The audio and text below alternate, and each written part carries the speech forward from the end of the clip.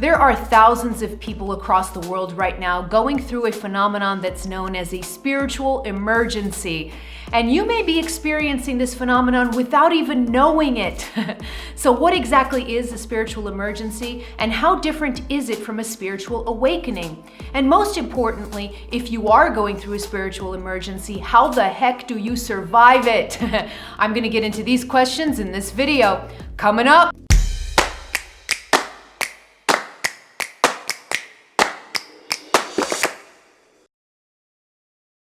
Hello, beautiful soul. This is Christina Lopes, the Heart Alchemist, here to help you open your heart, heal your past, and live with purpose. If you're new to my videos, click on that subscribe button and also on the bell so you get notified as soon as I publish new content. Now, this week we are going into the topic of spiritual emergencies.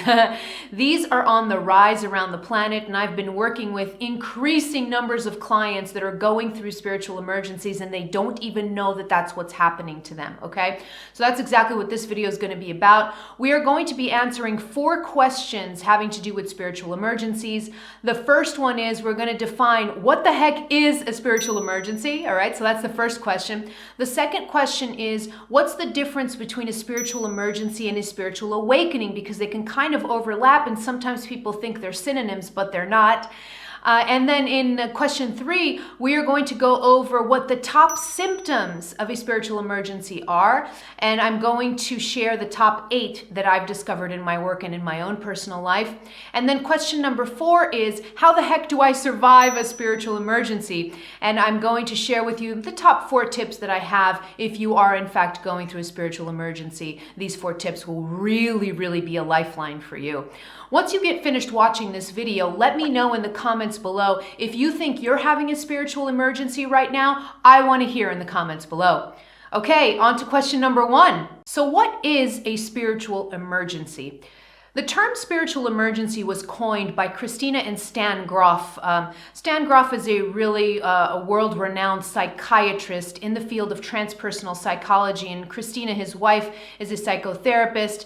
They've written extensively about it, and they're the ones that actually coined the term spiritual emergency. If you haven't heard of them, I highly recommend. You're going to have a book popping up right here, and the book is called The Stormy Search for the Self. If you feel like you're going through a spiritual emergency right now, this book is a must read. So get that book for you. I'm going to leave a link to it in the description box below to make it easier. That's a must read if you feel like you're going through a spiritual emergency. In that book, they're the ones that basically coined this term spiritual emergency, and a spiritual emergency is a highly disruptive spiritual process that occurs in your whole being, mind, body, soul. And it's so disruptive, very rapid and very dramatic, and it is disrupting of your entire life, even of your day-to-day activities, okay? So that's what a spiritual emergency, that's the definition of a spiritual emergency. A spiritual emergency is usually triggered by an outside event or by something that happens in your life, usually pretty suddenly. So when you read the book, you'll know Christina Grof actually shares her story of how she had a spiritual emergency, and it was triggered by the birth of her first child. So it was when she was in child labor that she had the triggering of this phenomenon. In my life, I had the triggering of a spiritual emergency when I went through a spontaneous Kundalini awakening.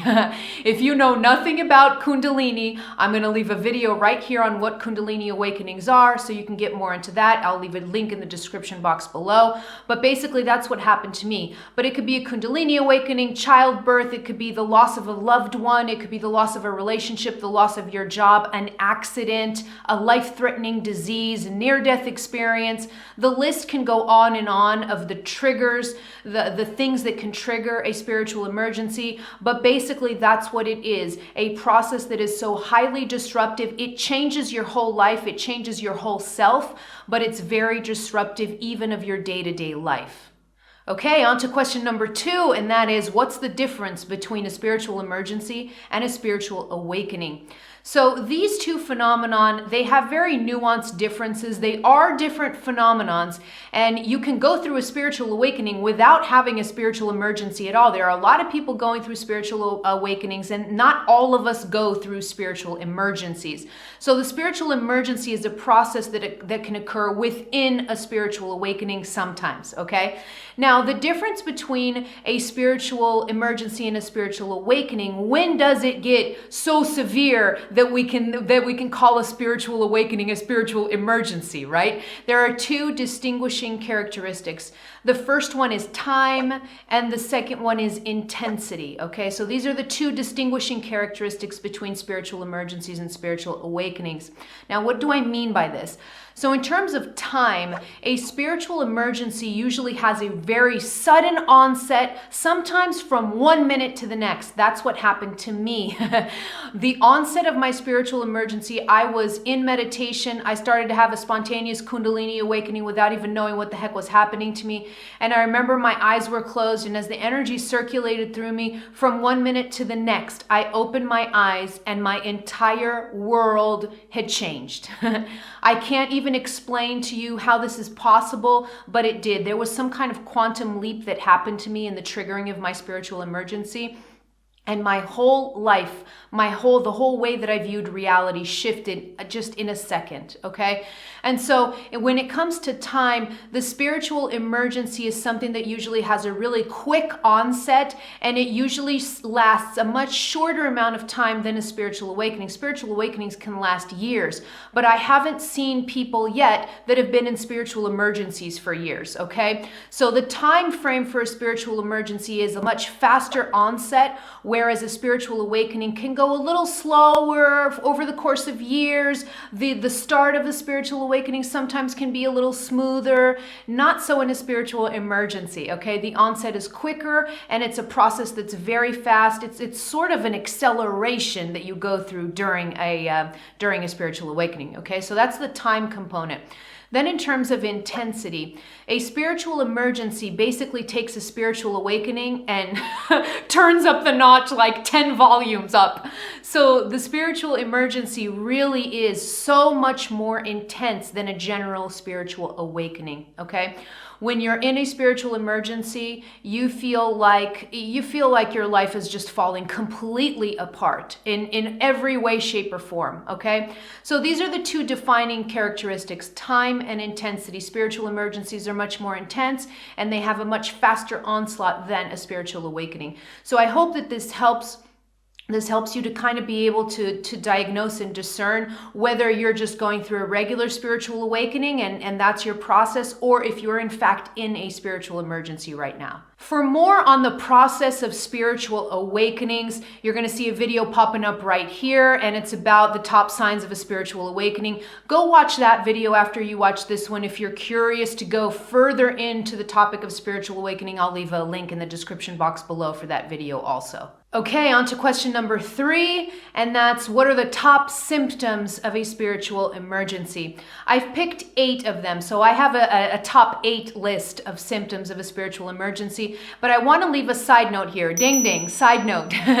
And the side note is, some of these symptoms, although I did try to consolidate the list to make them be very kind of unique to a spiritual emergency, they're not completely unique. So some of the signs and the symptoms that I am going to discuss here, you can also go through during a spiritual awakening, but you have to remember again that with a spiritual emergency, there's the time factor and the intensity factor, okay? So always remember these two defining characteristics, and that'll help you kind of discern whether you are having a spiritual emergency. The first symptom is you have a complete and very rapid shift in the way that you see reality, okay? Now, this can be so quick that it becomes very jarring, it becomes very frightening for the person. Because in my case, for instance, using my example, I closed my eyes to do a meditation, and when I opened my eyes, my entire world was different. I perceived time in a different way, so time slowed down for me.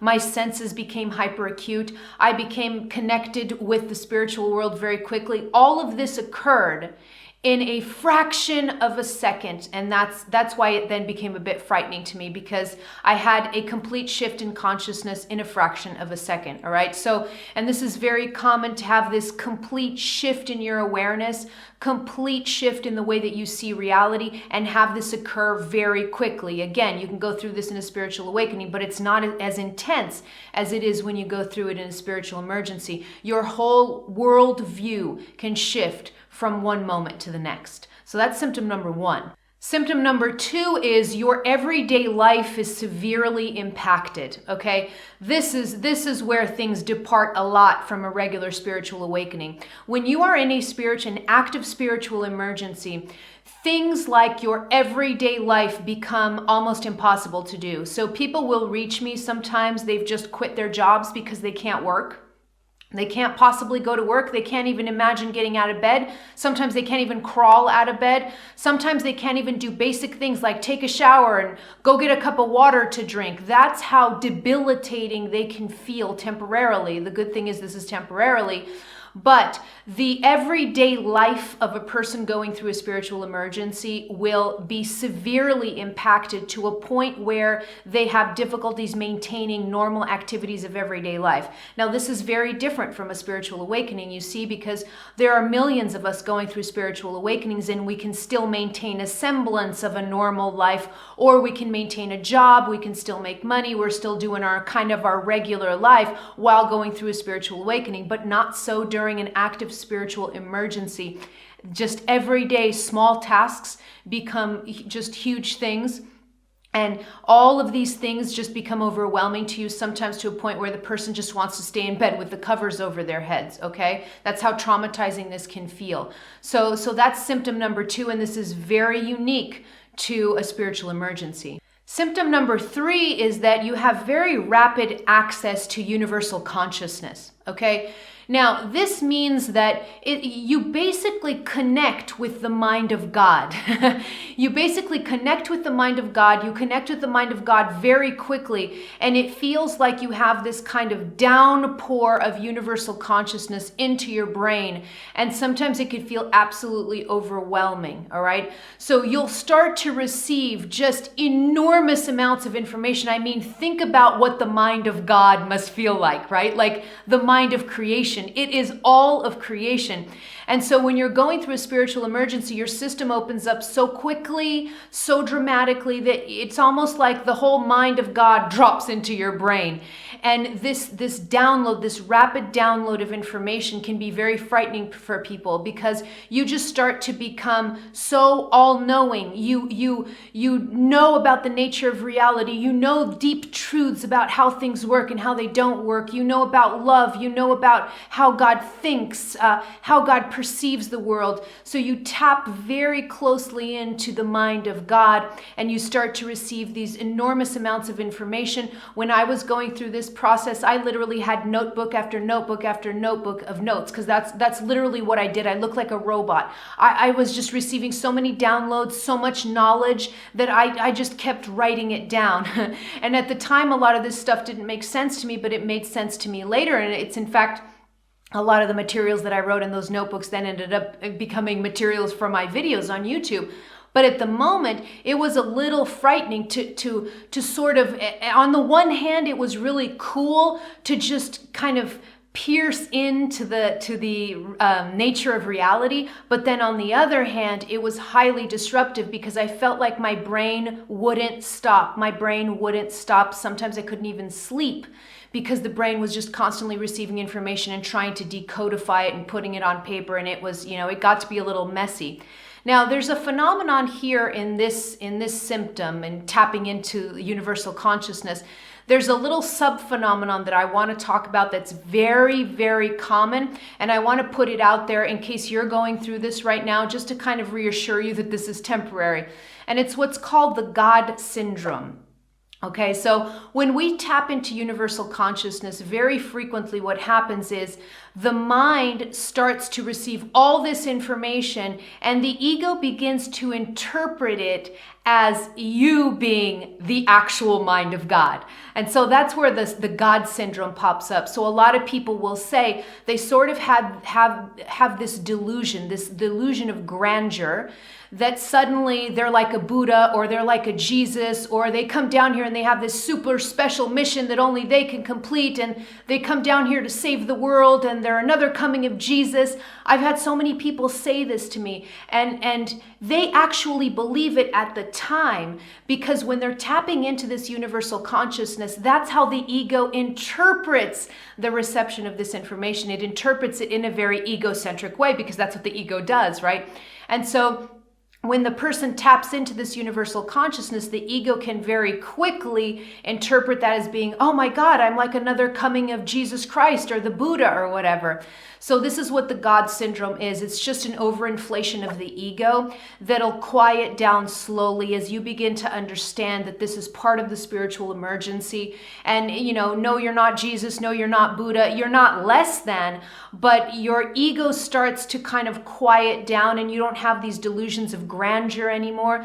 And then you begin to understand that you have, yes, a unique mission and a unique path in this world, but your ego deflates a little bit, and then you become more humble, because that's really what the mind of God is. The mind of God is not arrogant at all, and there's no delusions of grandeur in the mind of God, okay? So this God syndrome is something that's common during a spiritual emergency when you start to receive all these downloads. If you feel like, if you find your mind thinking this, that you're like on this special mission and that you're a super important person and that you've come to save the world, just take a nice deep breath.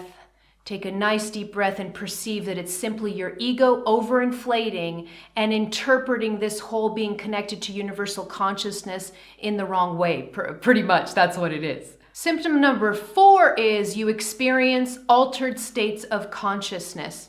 This is really common when you're going through a spiritual emergency. Your system can open up so quickly that you begin to have contact with the spirit world. You can access different levels of consciousness. You can speak to spirit guides. You can channel information from the universe.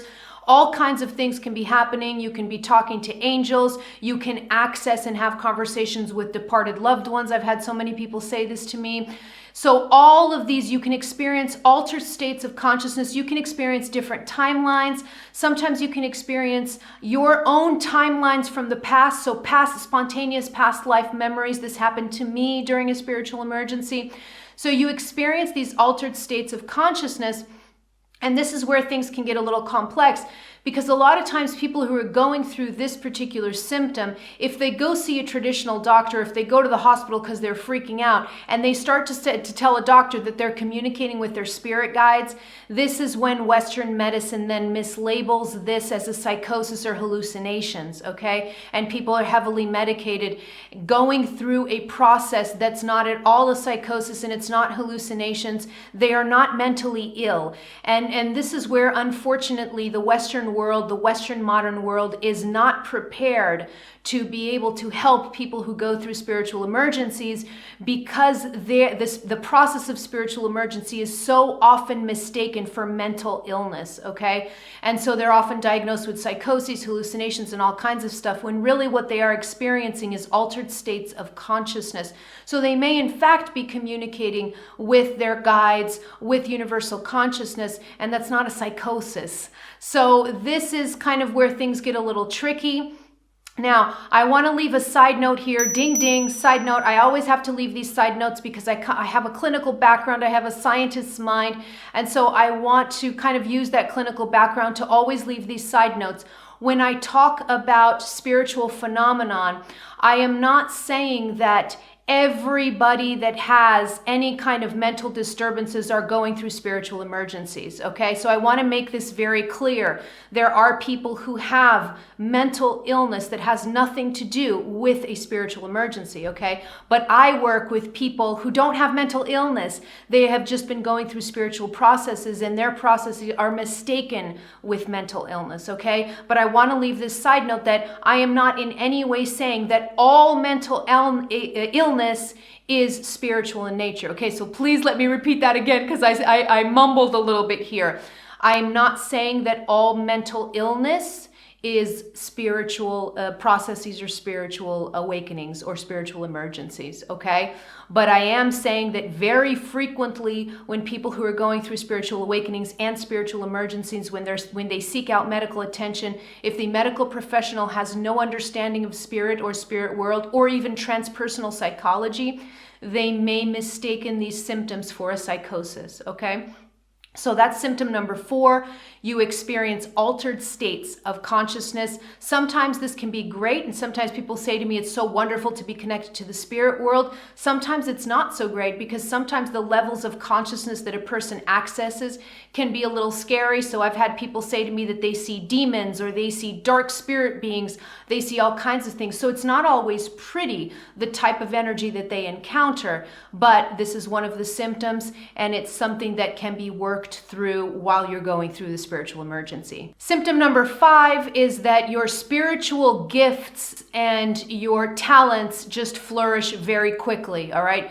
So when a spiritual emergency is triggered, you can very frequently both have the spiritual gifts that you already know of, they can just explode and become much more intense, or you can start discovering spiritual gifts that you never even knew you had, and they flourish very quickly. Again, remember the time frame with a spiritual emergency, everything happens faster. So they can flourish, or they can spontaneously appear from one moment to the next. You didn't know you could do something, and then suddenly you could. During my own spiritual emergency, I started to channel healing energy from my hands, and it was something that I hadn't been aware of before. Okay, so there's a little characteristic that happened to me, but for many of my clients, things change. Some learn how to channel, some open their third eye, some can actually start to see auras or electromagnetic field around things. So everybody's gifts are different, but they may flourish very quickly. And when they do, because of the speed at which these spiritual gifts flourish, this could be frightening to people, because suddenly, you could have not had any spiritual gifts at all, especially if you're not spiritual. Imagine this happening to a person who's not spiritual, which is happening also around the world. People are having spiritual emergencies without necessarily being spiritual, okay? So this isn't just happening to spiritual people. So imagine how frightening it can be if you don't know you have any spiritual gifts, and then suddenly they just open up and you start being able to connect very quickly to the spirit world. This could be very frightening and disorienting for people, okay? So this is another symptom of a spiritual emergency. Symptom number 6 is the surfacing of unconscious material.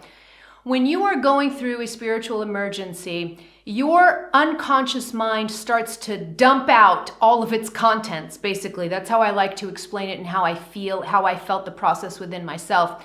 Now, if you think this isn't so hard, I want to remind you that the unconscious mind, it's 95% of your mind. So the conscious mind, 5%, the unconscious mind, 95%. So when your unconscious mind stores everything that has ever happened to you. And here's a ding ding on this one too. It stores everything that's happened to you, not just in this lifetime, in lifetimes before also. So when your unconscious mind starts to dump old memories, and by dump I mean it starts to surface those things so that they come in to be healed. They need to come into your awareness of your conscious mind for the healing process to occur. And so what happens here is that a lot of times you may have surfacing of unconscious material that you had no idea, no recollection, no memory. So in this instance, I'll have people who from 1 minute to the next, again, remember the time frame, this is it happens very quickly during a spiritual emergency. But from 1 minute to the next, they remember that they were sexually molested, or they remember that something horrible happened in their childhood. Or like me, they may start to go into spontaneous past life regressions where they begin to remember things that happened to them in past lives. This happened to me, and it was very scary. So this kind of spilling out of unconscious material, it's one of the hardest symptoms to go through during a spiritual emergency, because when your unconscious mind, it's so big and so vast that when it starts to push all of that stuff to the conscious mind, your conscious mind can be overwhelmed and you can actually lose sense of what's real, meaning what's real right now, what's happening in your life right now, and what happened or what's old material that your unconscious mind is just vomiting up, okay? And so the frightening aspect here is that a lot of times we can lose grip with reality as this material is coming up because we start to confuse whether, wait a minute, is this happening to me now? Did this happen to me 10 years ago? When did this happen to me? And so because this is all this mishmash of material coming up, we can lose the grasp of reality a little bit, okay, during this process of the unconscious mind bringing up things. I'm going to give you a tip on how to work with this, but this is definitely in my own life and in the life of my clients, this is one of the most difficult symptoms to deal with because you have to be able to just let all that stuff come up and not freak out at what you see. And that is way easier said than done, okay? So here's another symptom. Unconscious mind starts to bring up things from the past, and meaning things from way past. It could be even past lifetimes. Symptom number 7 is intense emotional states. All right, so the intensity of the emotional states during a spiritual emergency is by far superior to a spiritual awakening. And it could be so rapid that it's just so jarring. So I remember when I was going through my own spiritual emergency, I could feel, happiness in 1 minute, and then literally 60 seconds later, I'd be in despair. I'd be feeling despair. And it was this just mind-blowing, quick shift in emotional states that was very ungrounding for me. I didn't know what to do with myself. I didn't understand how it was possible for me to feel happiness in one moment and despair in the next one. Like, how is that possible? And the reason that this is happening, it's very similar to the symptom that I talked about before, where the unconscious mind is spilling out content. Your emotional body is doing the same thing. And so what your emotional body is doing during a spiritual emergency is it's pushing to the surface emotional content that may have been repressed somewhere in your system. And again, it doesn't have to just be emotional content from this lifetime. It could be from lifetimes before. So your emotional body and your aura starts to expel all of this emotional content, and you could perceive it as these really rapid, intense shifts in emotional state. 1 minute you could be happy, the next minute you could be crying on the floor in a ball because you're so sad. And so this is normal. It could be frightening, but it's normal. And now that you know that this is a symptom, you'll be able to work with this a little bit more easily. Symptom number 8 is bizarre physical symptoms. Now, this one here, there's just so many, I can't list them all, but they're very strange. I've had people say to me that they feel energy buzzing all over the place. I've had people say their body vibrates. In my own life, I would have waves of energy coming up and down. I would get goosebumps because when I would feel a spiritual presence, I'd get goosebumps like on one side of my arm if the spiritual energy were here on this side. Or I would close my eyes and I'd have access to a lot of images. There's just a ton of different things. I experienced intense heat, like I felt like I was incinerating. Some people will tell me they experience really rapid body temperature changes. Sometimes it can go in from bizarre physical symptoms that go from like aches and pains and all these kinds of different things. It could go all the way into actually diagnosed medical conditions that people go through during spiritual emergencies. So it's not uncommon for people to be diagnosed with a physical disease, for their bodies to actually break down into disease during a spiritual emergency. It's not uncommon. It didn't happen to me. And it hasn't happened, I think it's only happened to 2 or 3 of my clients, where they had to go to the hospital and they were diagnosed with a medical condition that then had to be treated with regular Western medicine because it was something that really needed to be addressed, okay? But these physical symptoms were a consequence of them being in a spiritual emergency and their bodies having to go through all of these spiritual changes in such a quick amount of time. Okay, on to question number 4, and that is, how do I survive a spiritual emergency? Okay, so there's tons of tips that I could give you, but when I started to review the tips and the things that I work with clients and what worked in my own life, I came up with 4 of my top tips that if you follow these 4 tips religiously, it's going to transition your spiritual emergency much quicker with much more peace and calm for you, okay? So here are my top 4 tips for being able to survive a spiritual emergency. Tip number 1 is to calm the fear. This one is crucial. This is so crucial and sometimes not easy, and it sometimes takes a little bit of time. When a spiritual emergency is triggered, you have so much going on in your life so quickly, it's so disruptive that it can actually overwhelm you. And when you feel overwhelmed, you start to feel fear. So you could be terrified. You could feel terrified when you're going through a spiritual emergency. Now that you're watching this video, hopefully this will help calm you down because you'll know what you're going through. And it is crucial for you to calm the fear, because if you don't calm the fear, your system is going to go into overdrive, and the whole process is going to be so much harder.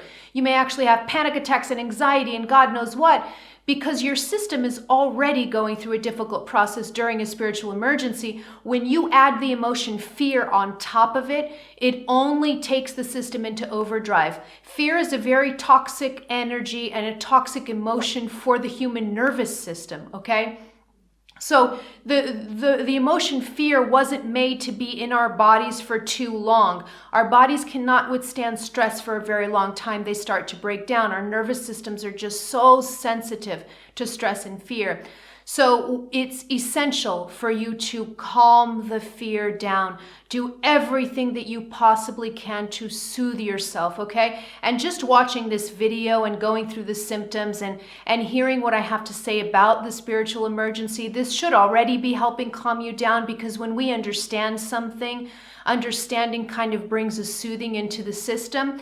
But on top of being able to listen to this video and listen to the tips that I'm giving you, do everything that you can to calm the fear, whether it's breathing exercises, meditation, just a bubble bath, talking to yourself, self-talk, soothing self-talk. Anything that you can do to bring the fear down. Trust the universe, talk to the universe, say, I know what I'm going through. I'm going through a spiritual emergency. Please, my guides, can you help me? I'm really going through a difficult time, but I trust you. I trust that I can go through this. You see, start having conversations, not just with yourself, not just inner self-talk, but also outer talk with the universe, trusting that the universe and your guides and your soul knows what it's doing. And just doing your part in calming yourself and bringing your state of fear down. You want to be as calm as possible while going through a spiritual emergency. Tip number 2 is observation with detachment, okay? Now this was if I had to say it, of all 4 tips, none of them are more important, but I remember this one to be the most crucial during my own spiritual emergency. And it's something that my guides helped me with so much. I had this running mantra, observation without judgment, observation without judgment. And the reason that this came in handy was because of the volatility of a spiritual emergency. You could be feeling one thing one minute, then feeling another minute, then your unconscious mind could be vomiting something from a past life that you have to deal with. You could be having physical symptoms. All of this could be occurring at the same time, and it could be so overwhelming that the more that your awareness gets sucked into these various processes happening, the more lost you feel. And so when I learned to master this mantra, my whole spiritual emergency changed. It calmed down, and eventually I exited the process. It eventually ended. And it was for sure because of me mastering this mantra. So what I ended up learning was this took a lot of hours of meditation. It took a lot of mindfulness. It took a lot of repetition. But I was eventually able to observe from within whatever was happening to me. And the image that my guides gave was of me sitting in the middle of a tornado. So the tornado was just going around and ravaging everything, but I was sitting at the eye of the storm, perfectly still, perfectly calm. Everything was okay. And so I had to learn how to observe intense emotions that went from one polar opposite to the other. I observed it, but didn't get involved. I just observed it with detachment. And I would say, I observe, I allow, and I let it go. I would say things like that. I talked to myself a lot during my spiritual emergency. If my unconscious mind started to bring up repressed trauma from past lives or from whatever, I would let the material come up into my conscious awareness. I'd observe the thought as disturbing as it could be, because sometimes the thought forms coming up from your unconscious mind can be pretty disturbing and fear-based. So I just got very good at observing the thoughts, watching them from a distance, almost like you're in a movie theater watching a movie on the screen and you're sitting back on your chair. You never get up from a movie and go punch the screen or go get involved with the screen. No, because you know you're watching a movie. So you just sit back and relax and watch the movie from a distance from the screen. It's the same thing when you're going through all this stuff with the spiritual emergency. If unconscious thoughts start to surface and they're disturbing and they're disorienting and they make no sense whatsoever, that's okay. You don't have to make sense of them. You can just say, oh, I register, I observe, I'm conscious, and I let go, okay? Same thing with the emotions. If you have despair come up out of nowhere, observe it and let it go. Resist the temptation of wanting to explain everything that's happening in your inner environment, because once you want a detailed explanation, it's your ego coming in wanting to take control, okay? And that's not detachment. So learn to observe the physical symptoms, the mental symptoms, the energy symptoms, the emotional symptoms. You're going to learn to observe all of them, but giving yourself distance from all of these phenomena, observing them from a distance, letting them be present for as long as they want, and then just observing them exit. Okay, so this tip is crucial. You have to become very good at observing everything that happens in your internal environment without becoming involved, without becoming attached or stuck or clinging to it. Okay, no matter what it is, no matter what it is. It could be a thought, an emotion, a physical symptom, whatever. You observe it, you register it, and you let it go. Okay, so there's tip number 2. Tip number 3 is ground yourself as much as possible. And I'm going to share here a tip that I don't think I've shared in other, because I do talk a lot about grounding in other videos, but I'm going to share an extra tip here of a type of grounding that I had to do during my spiritual emergency, because I was so disoriented. I had kind of lost touch with reality in a sense, because I was being overwhelmed with so much material, so much inner material, that the grounding sometimes was difficult. So I had days where I had difficulty even just sitting and meditating, because when I'd close my eyes, I'd be off to a different altered state of consciousness. And so that wasn't grounding at all. So what I learned to do, almost in despair, what I learned to do was I would go outside, I'd put my hiking shoes on, I'd go outside and I'd sit on the grass somewhere in the forest, or, on a pasture, or just somewhere in a field, somewhere in a park. I'd sit on the grass and I would literally start grabbing things, like especially rocks. Rocks were my favorite things. I'd grab rocks and I'd hold them in my hand and I'd squeeze them, and I would just pay attention to their texture, and I'd squeeze them in my hand. Now, at the time I didn't really pay attention to what I was doing. Then it all made sense later on. What I was doing was I was anchoring myself in this reality by using my 5 senses. This is crucial in grounding, okay? When you use your 5 senses, that is the senses that are built to interpret 3D reality, when you use those 5 senses and kind of put your 6th sense to the side for a little bit, that helps you ground. And whenever I would pick up rocks and I would feel their texture and I would squeeze them, that tactile information was very grounding to me. So you could use that. You could put your hands in the earth too and feel the dirt, feel the grass. Hold rocks in your hand if you have to. Look around, contemplation. So remember, when you use the 5 senses, you're grounding. So you can use vision, you can look around, contemplate a flower, a tree. You can touch things, texture, the sense of touch is also very grounding. So exactly what I just helped you do. You can listen to the sounds of birds and things happening around you. That's also very grounding. So use your 5 senses in very simple ways. You see, this isn't anything very elaborate. I would just sit on a field and I'd grab rocks and I'd hold on to them. And it may seem so simple, but at a point in my spiritual emergency was when I was really disoriented, being able to hold a rock in my hand anchored me to this reality, and it was a lifesaver for me. Okay, so ground yourself in any possible way, and if you can't ground yourself with things like meditation, then start to rely on more simple things that use your 5 senses, like the sense of smell, for instance, is another one that I didn't mention. Go up to a flower that smells really good and just go, smell. Okay, the sense of smell also one of the 5 senses, so it anchors you in this 3D reality. It helps ground you so you don't feel as disoriented during a spiritual emergency. And the 4th tip is a super important one, and I left it for last so that this could be the last thing that you hear in this video.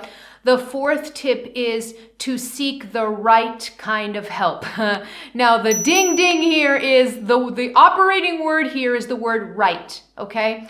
When I went through my own spiritual awakening, I had a clinical background. So again, I have a different background than maybe you did. So I didn't really seek medical attention because I didn't feel like I needed it. I didn't have any diseases or anything like that. I didn't have anything life-threatening happening. And so I kind of went through my spiritual emergencies sort of by myself, but I was never really alone. Aside from my guides, I also had a couple of people in my family that are very spiritual and also very spiritually gifted. So I'm fortunate that I could rely on them to help me during this more volatile period that was my spiritual emergency.